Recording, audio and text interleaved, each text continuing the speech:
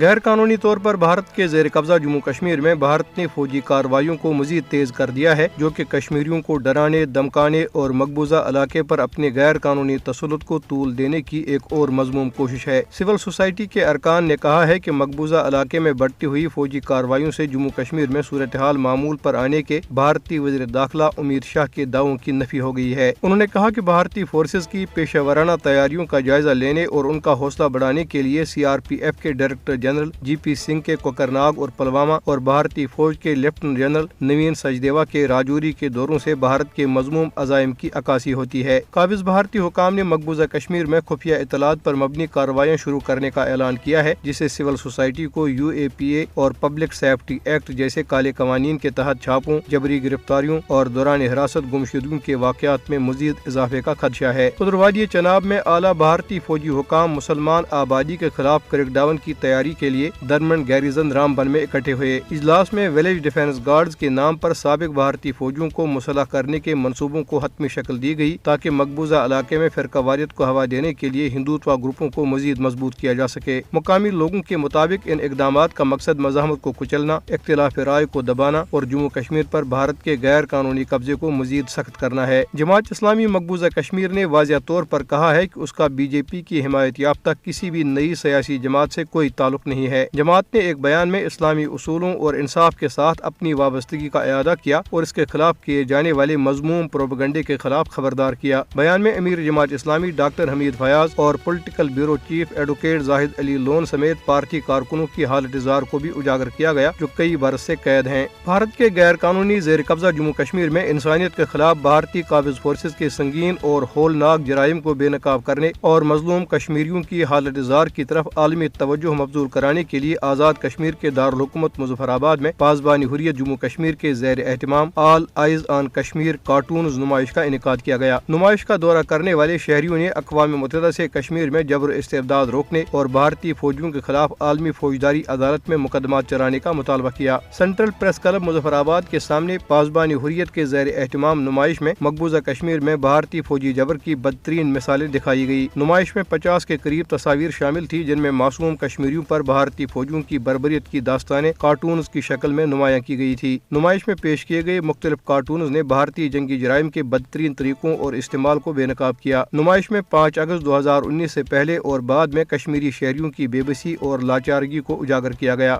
نمائش میں مقبوضہ کشمیر میں بھارتی فوجیوں کے ہاتھوں کشمیری شہریوں کے اجتماعی قتل کی دردناک تصویری منظر کشی بھی کی گئی۔ ڈیجیٹل حقوق کی تنظیم ایکسیس ناؤ اور کیپ ان آن کولیشن کی رپورٹ میں کہا گیا ہے کہ بھارت نے 2024 میں 84 مرتبہ انٹرنیٹ بند رکھا ہے، جو جمہوری ممالک میں سب سے زیادہ ہے۔ رپورٹ میں کہا گیا ہے کہ بھارت کے غیر قانونی زیر قبضہ جموں کشمیر سب سے زیادہ متاثرہ علاقوں میں سے ایک رہا، جہاں سال بھر میں 12 انٹرنیٹ شٹ ڈاؤن ریکارڈ کیے گئے۔ حوصلہ مند مجرم خطرے سے دوچار کمیونٹیز کے عنوان سے رپورٹ میں کہا گیا ہے کہ بھارتی حکام اختلاف رائے کو دبانے اور معلومات کو کنٹرول کرنے کے لیے ڈیجیٹل بلیک آؤٹ کا استعمال جاری رکھے ہوئے ہیں۔